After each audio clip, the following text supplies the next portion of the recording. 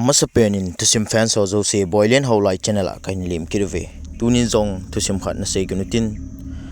thusim se masung channel ki thopi na subscribe na bol din kain ti mi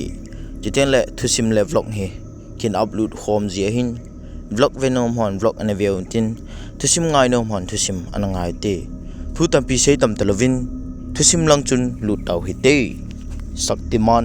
alian lai ta ma chu a hi ji chun Shaktimaan chu ke chun kan ki cho in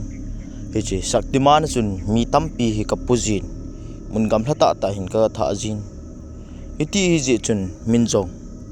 kolen bol jingin abang chun ei kovin abang chun ila chun nyung tho o ati jivin hichi Manipur langa mi kha ain ko chaw a family wa tha ding om ji a chu ni khat chu ke jong ga to tan phone ga avetan ai le kul hung hunga chun ken jong gang chalan kul ka pingin number keu hi ji chun ken jong hello koin him katin a hi le aman jong ai poi garin tol zero ham atin ken jong hinge ka tol ka tin a hi ai poi Manipura kain ko te jinei ding omin cha chu ka chi no omin nyung tha thei dam ati chun ken jong mi ka tha ji ma hi ji chun hinge ka titan amonga hoilai kho ni ham katin a hi le kyo kho ta kinai ji chun inge jingka ting hin lapa tange katin kenjong bahara cha ka kyo tu hanin hi che chun keijong ajing le mun gam la ta ji ding ka hi ji chun mata in jan chu ka i muta na hi jing kho ong wa kong kha tu ki tu che na hin keijong gang chalan ka phone chu ka me wa in ka veta na hi le punga hi pen chun kenjong gang chalin ka tho do in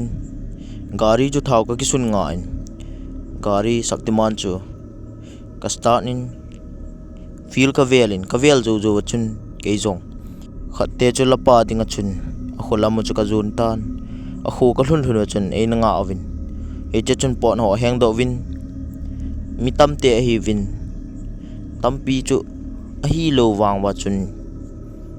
a family chu mi som wal hi win gara chun a dingu win e chi Shaktimaan chun a to loi ding loi hi ti chun a movin ke ho jong kong ke pat do ta win hi Dimapur ka khelwin abana chun kachi win ana chun hi chi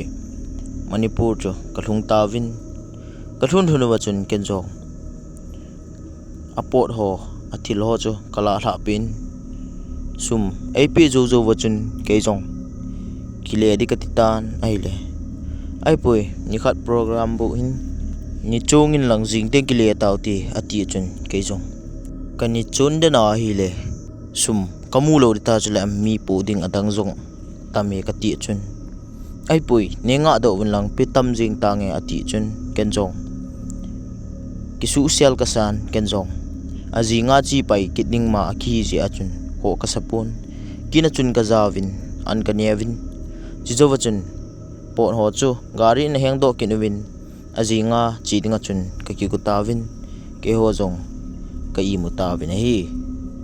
ajing hi chun mata in ka thowin gari ka suging tan chadon ki chai chun ke ho jong kong ke pat do ta win kong ta win Dimapur kong thung win Dimapur kong thun thun wa chun Dimapura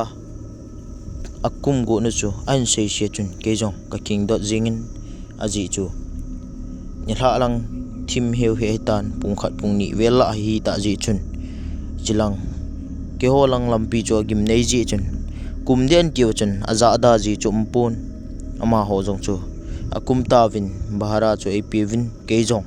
ka chang se a chi ding ka hin ka kingai sil he jingin an la alo the lo ui ta ji chun gari chu speed thimin kan tolin khong ta na hi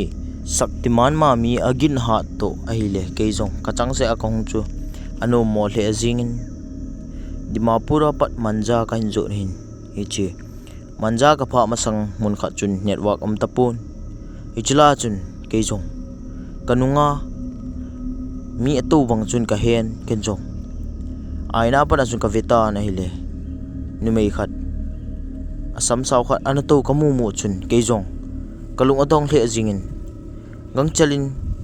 ka kinung hein ka veta na hile ima ka mu kit lo chun ke jong ka dip hlan hicha chun ke jong gari chu ha tol da all tol dham ti jong chu ka thiam thei te pun aina chuna velin ka vekit ta nei le macha kamu kit lo phen chun ke jong kalung hungmong domin an la ichi aina kamu chu ipi edam ti chun tizat nan kadimin mun kha ka pha chun network hum kitan network ahung ma chun kaloi pa chu ka kulin mi chu to iga khole kicha na jong ja be dom hi ji chun kaloi pa chu ka kyo pin ke jong ka chi ta nai la manja ka pha masang jep khit na chun network chu ahung be kitan ichi network hung be chun kaloi pa o chu akiza tapon kenjong aina chu ka vekitan ahile angai na banga anato kamu kina chun ke jong pasal katin ka kinu ngai ka vejing kitan ahile macha kamu lo chun ke jong kapuma chun chat thelo chun gari chu kangan iti chun komden jing tan khoelo chun chongha jo chun kul hung chun ichi kul hung ka het na chun ke jong chu aking khanga bang hun ka hung lim do in ke jong ai poi kom so le phalo ding hi ka tin gari chu ka start kinin speed thimin ka tolin ana in manja chu kong hlun tan manja kong hlun huna chun mi la pa ding aumin ichi mi ho chu kan pun ke jong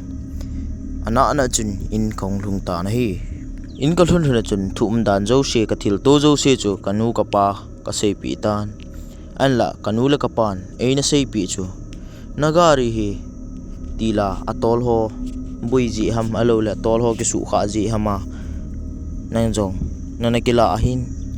echi ama ho thagaw ham chu ki phunga hinti ai poi gari hi zu in lang atum atha khat a hat diu khat kila la chun aboi nam ta pon ti ati chun ke jong hi ji Shaktimaan chu zu ding tin kan gel tan Shaktimaan ka zu e ti hin WhatsApp ho in WhatsApp group ho hin WhatsApp status ho hin ti chun ka koita na hile alading mi tan alading mi chun man tam thima hin kana pin aman jong anekila tan ichi